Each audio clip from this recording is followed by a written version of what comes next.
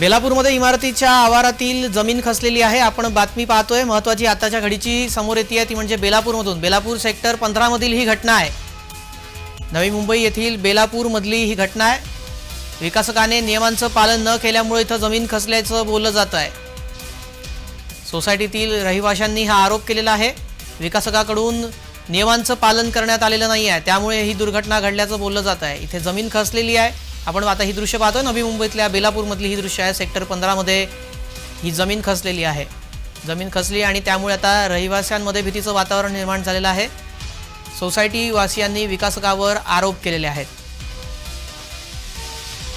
नवी मुंबईच्या बेलापूर येथील ही घटना आहे। जमीन खचल्यामुळे इथं रहिवाशांमध्ये भीतीचं वातावरण निर्माण झालेलं आहे। या संदर्भात अधिक माहिती जाणून घेऊयात। आमच्या प्रतिनिधी कविता लोखंडे जोडल्या गेलेल्या आहेत। कविता, काय हा संपूर्ण प्रकार घडलेला आहे आणि याचं कारण अद्याप समजलंय की नाही?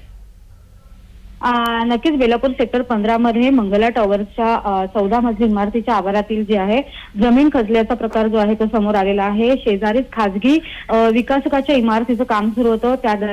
त्या कामादरम्यान जे आहे थोडीशी जागा भर टाकण्यासाठी रिकामी राहिली होती आणि त्याचमुळे जे आहे जमीन खचली असल्याचं कारण जे आहे ते स्पष्ट झालेलं आहे। परंतु खाजगी विकासकाकडून जे आहे ती जमीन भरून घेण्यात आलेली आहे। यापुढे जमीन खचणार नसल्याची शक्यता देखील आता वर्तवण्यात येते आणि त्याचबरोबर या सोसायटीतल्या आवारातील जमीन खचल्याने रहिवाशांमध्ये देखील भीतीचं वातावरण पसरलेलं होतं आणि योग्य उपाययोजना करण्याची मागणी जी आहे आता ती स्थानिक रहिवाशांकडून होताना आपल्याला पाहायला मिळते। श्रेयस जी, धन्यवाद कविता, आपण दिलेल्या सविस्तर माहितीसाठी।